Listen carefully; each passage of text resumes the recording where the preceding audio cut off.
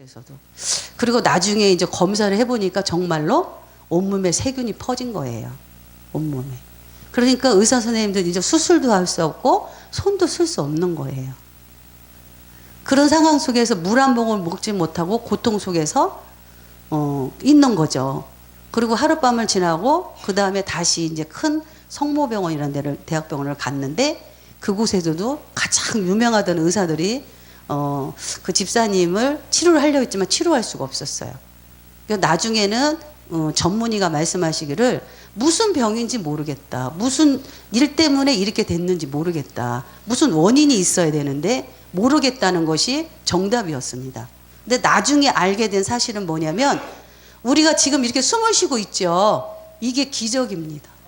그분은 지금 숨을 쉬고 계셨는데 코 속으로 세균이 들어가서 장기, 온몸에 있는 오장육부가 어떻게 파기된 거예요. 쓸 수 없게. 수술도 할 수 없고. 그러니까 숨 쉬는 자체가 그분을 보면 우리가 지금 이렇게 살아있다는 것이, 숨 쉬고 있다는 것이 기적이잖아요. 그리고 나서 3일 만에 그냥 돌아가셨습니다. 하나님한테 가셨죠. 그 모습을 보면서 그 전문의 그 의사 선생님도 병명을 모르겠다. 그래서 여러 가지 원인을 해서 나중에는 나왔지만 그것도 확실하지가 않다는 거죠. 그때 제가 느낀 거는 우리가 살아있는 자체가, 이렇게 살아있는 자체가 어떻게 기적이구나, 이걸 알 수 있었습니다. 매일매일의 일상 속에서 여러분 이렇게 눈으로 지금 저 보고 있죠. 저도 보고 있고, 보는 것도 기적이고, 듣는 것도 기적이고, 말하는 것도 기적이고, 걸어다니는 것도 기적이고, 그렇지 않습니까? 말하지 못하는 분은 말하게 달라고 기도할 수 있을 것 같고 기적을 주세요. 눈을 보지는 못하는 분은 눈을 보게 해주세요 하고 기적을 바라고 있고, 귀로 듣지 못하는 사람은 듣게 해달라고 그 기적을 기도하고 있고, 눈으로 보지 못하고 계시는 분은 눈을 떠서 보게 해달라고 어떻게 해요? 기도하고 있겠죠. 기적을 바라는 것처럼. 그러면 우리 여기 계신 분은 눈도 떴고 귀도 들리고 걷기도 하고, 와, 기적의 그냥 덩어리네요. 네. 정말 하나님이 우리의 작은 일상 속에서 하나하나를 본다면 기적의 어떻게 연속이라는 거죠. 근데 우리는 그거보다는, 내가 갖고 있는 것보다는 뭔가 안 되면 어떻게 안달이 나죠. 그거 안 해준다고. 그러면서 어쩌면 목사이면서도 성숙한 자이고 더 성숙한 자인 같지만 어린아이와 같은 좀 그런 모양들이 너무나 많습니다. 성경을 보면 많은 기적들이 있죠. 우리가 아는 물이 변하여 어떻게 포도주가 되고, 물이 변해 포도주가 됐잖아요.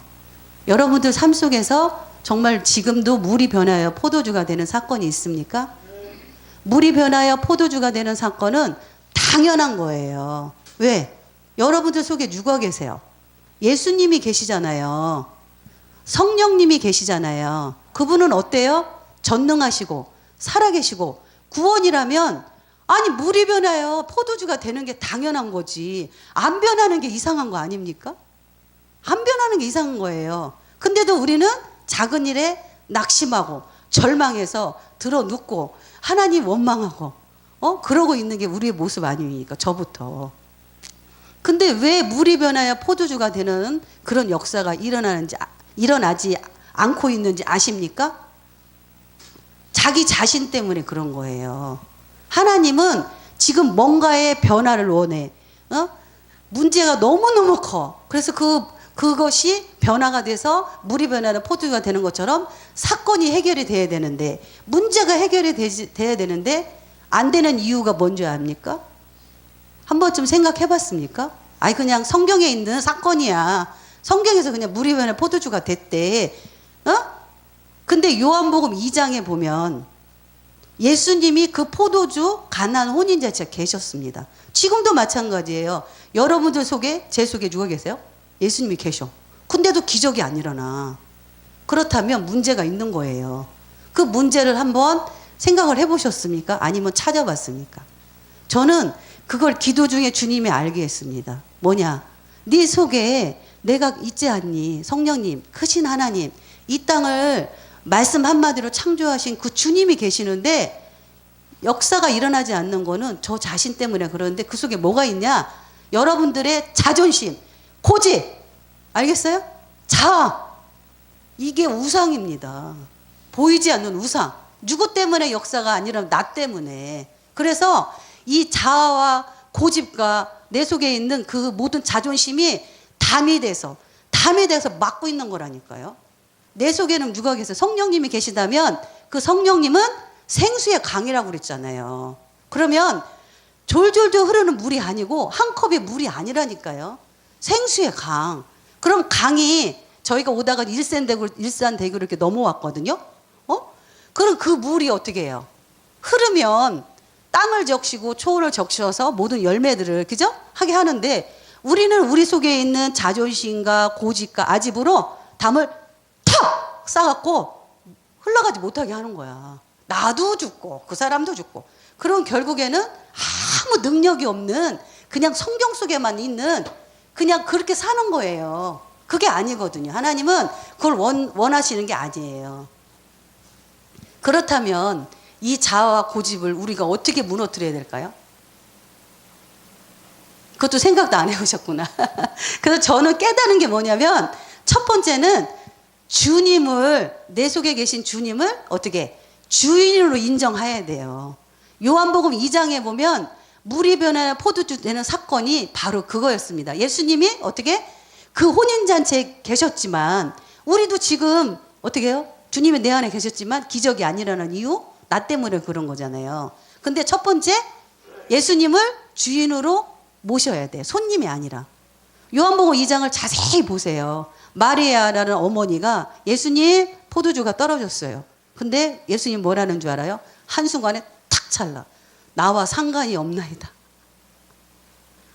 마리아는 어머니는 예수님이 하실 수 믿고 얘기를 한 거예요. 근데 탁 잘라 얘기하잖아. 나와 상관이 없다고. 근데 마리아는 분명히 예수님이 하실 줄 믿고 하인들한테 얘기를 해놓습니다. 예수님이 하라는 대로 해라. 하라는 대로 하라. 이렇게 합니다. 그러면서 물이 변하여 어떻게 포도주가 되잖아요. 그런 사건처럼 우리 속에 있는 이 자아와 고집과 자존심은 날마다 사도 바울이 고백한 것처럼 나는 어떻게 죽었습니다.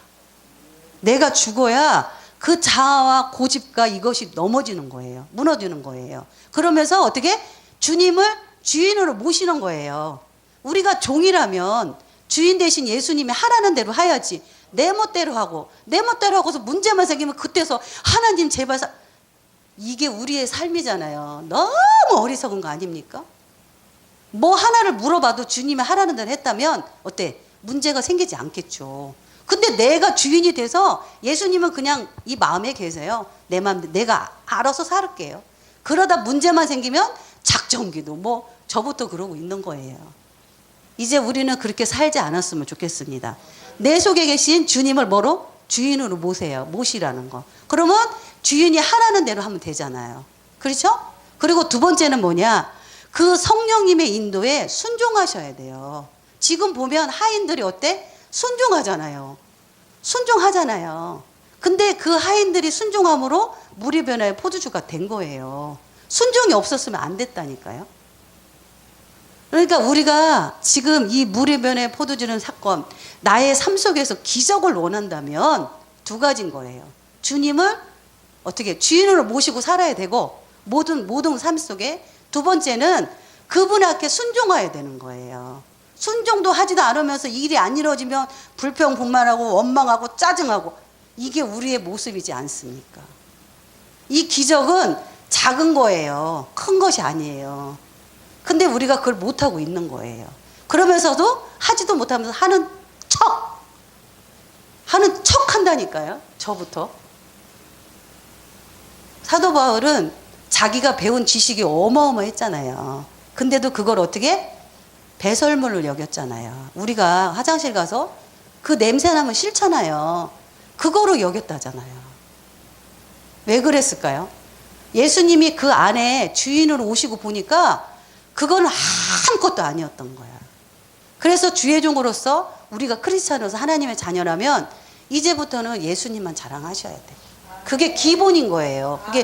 그것이 내가 주인으로 주님을 모신 거예요. 근데 그 입속에서 그게 안 나온다면 문제가 있는 거죠. 목사님이든 성도든. 안 그래요? 지금 내 속에 뭐가 들어있는가에 따라서 나오잖아요.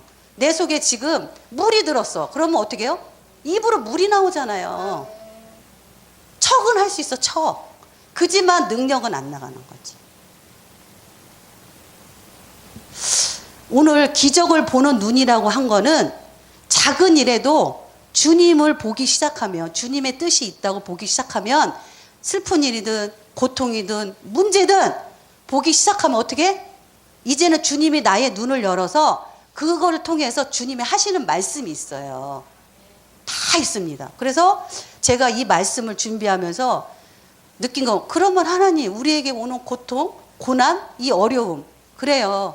어쩌면 그걸 통해서 주님을, 우리를 다듬고 훈련시켜서 주님 앞에 더 아름다운 모습으로 쓸려가는 것도 있잖아요. 근데도 싫잖아요. 저도 싫어요. 고통도 싫고 고난도 싫고 그냥 행복한 일만 있었으면 좋겠어. 근데 그 순간에 주님이 깨닫는 건 뭐냐면, 너 이스라엘 사막에 가봤지? 가봤어요. 사막에는 정말 살 수가 없더라고. 근데 사막은 어때요? 햇빛만 있는 거야. 행복만 있는 거야. 우리가 생각하는 행복. 그러다 보니까 그곳이 사막이 돼버린 거야. 근데 비도 오고, 그죠? 햇볕도 있고 이러니까 그게 옥토가 되고 풀밭이 돼서 열매가 맺히는 거예요. 그러니까 우리 속에 고난이 있으면 어떻게 해요? 사막이 안 된다는 거죠. 내 삶이, 내가 살아온 어디를 살든 사막이 안 된다는 거예요. 그 순간에 맞습니다, 아버지. 제가 행복만 좋아하고 뭐 고난이 없는 거 좋아했는데 그게 아니군요. 이거를 깨달았습니다. 그리고 또 한 가지는 제가 이거 성경에 있는 거 아닙니다. 제가 이 말씀을 준비하면서 깨달은 거 뭐냐면, 저보고 그러더라고. 고난도 고통도 어떻게? 기적이다 이러더라고. 왜? 그걸 통해서 하나님이 하실 일이 있으니까. 그래서 이제는 우리가 보는 눈이, 아유 뭐 좋은 일만 생기면 나 기적이야. 맞아요. 그 틀렸다는 게 아니에요. 근데 나쁜 일이 생겼어도 어떻게? 기적이야. 이렇게 할 수 있는 자가 되면 하나님은 그 소리를 듣고 그 고통과 고난과 환난이 통해서 정말 기적이 일어난다니까요. 저도 그래서 오늘부터 더 많이 외치려고 그렇게 마음을 먹고 이 말씀을 전하는 겁니다. 요한복음 20장 29절에 뭐라고 그러냐, 예수님이 보지 못하고 믿는 자들은 복되다고 그랬어요. 보지 않고 믿는 거. 우리 뭐 보여주세요. 기적을 보여주세요. 뭐를 보여주시면 제가 할게요. 맞아. 그것도 잘못된 건 아니지만 정말 주님이 이걸 원하시는구나. 자기는 알아. 자신은 알아. 그렇다면 그 보지 않고 어떤 표적이 없어도 어떻게 행하는 게 복된 자라잖아요. 근데 주님은 우리가 그 말씀을 믿고 행할 때 어떻게? 복도 주시지만 반드시 열매가 있습니다. 반드시 상급이 있습니다. 그렇다면 하나님, 이제는 정말 뭔가 보여주면 움직였지만 이제는 어떻게? 보지 않고도 이제 주님이 하라면 순종하겠습니다.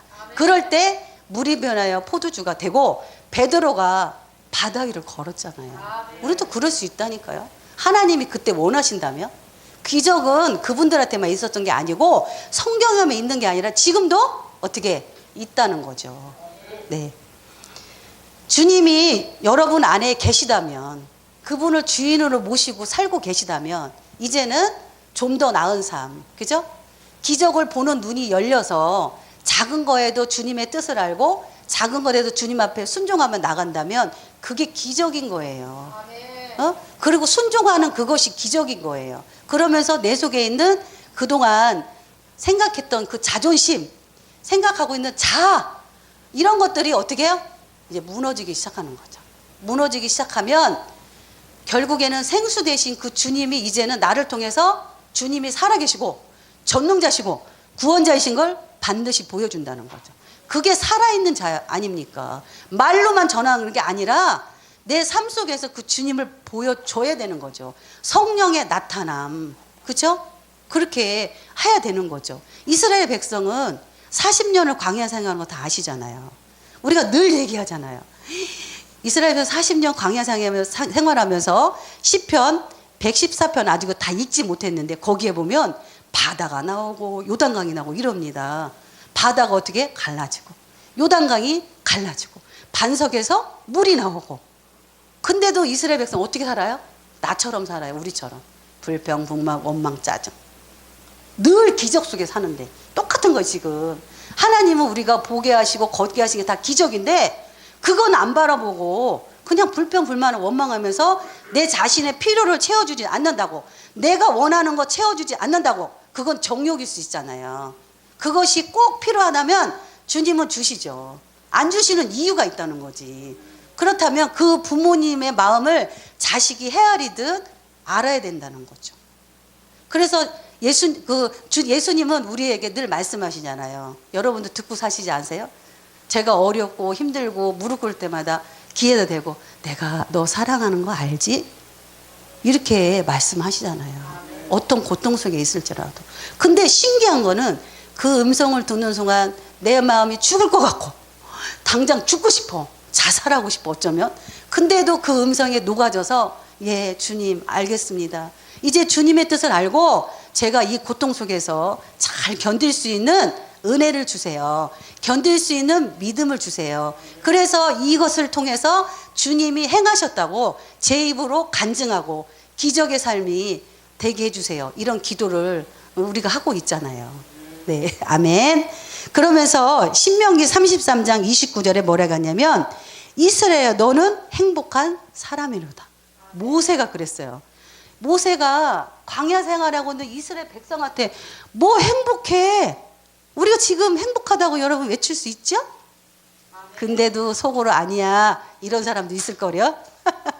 그게 우리인데 그 고통스러운 그 광야 생활에서 너희들은 행복한 자래. 지금 여러분들 내가 행복한 일에서 행복한 당연한 거지만 고통 속에 있어도 우리 보고 뭐라고? 너는 행복한 사람이야. 왜? 네 안에 너희들 안에 내가 있지 않니? 너희들 안에 내가 있지 않니? 너희들과 함께 어떻게 영원히 이 땅에서도 있지만 영원히 함께해서 너희들을 반드시 어떻게 주님 계신 그곳으로 우리를 인도하시지 않니? 이렇게 말씀하지 않습니까? 마태복음 28장에 예수님이 승천하시며 유언하지 않습니까? 뭐라고? 세상 끝날까지 내가 너와 함께 한다. 마침표 탁 찍었잖아요. 그거 하나만 믿는다 해도 지금 꼬꾸라지고 넘어져 이렇게 해도 그걸 향해서 갈 수 있지 않습니까? 사도 바울이 결혼도 하지도 않고 혼자 그 고통 속에서 늘 매맞고 감옥 가고 이렇게 보면 무슨 그게 기적입니까? 그죠? 근데 기적이에요. 맞을 수 있는 힘이 있었잖아요. 감옥에 가서 견딜 수 있는 힘이 있었잖아요. 누가? 하나님이 주시니까. 하나님이 주신 거잖아요. 그것도 그러니까 고통도 고난도 기적인 거예요. 내가 견딜 수 없는데 하나님이 견디게 하시니까. 이제는 말씀을 마무리하겠습니다. 여러분들 속에 있는 그 자아, 고집, 아집을 깨트릴 수 있는 방법. 첫째, 주님을 어떻게? 손님이 아니라 주인으로 인정한다. 두 번째, 그 주인 대신 그 성령님을 어떻게? 그 음성에 순종한다. 어떻게 순종해요? 모르는데. 그런데 알아요. 기도하면 하나님이 보여주시고 이렇게 알게 하세요. 왜? 내 자녀인데. 말씀은 이제 다 마쳤습니다.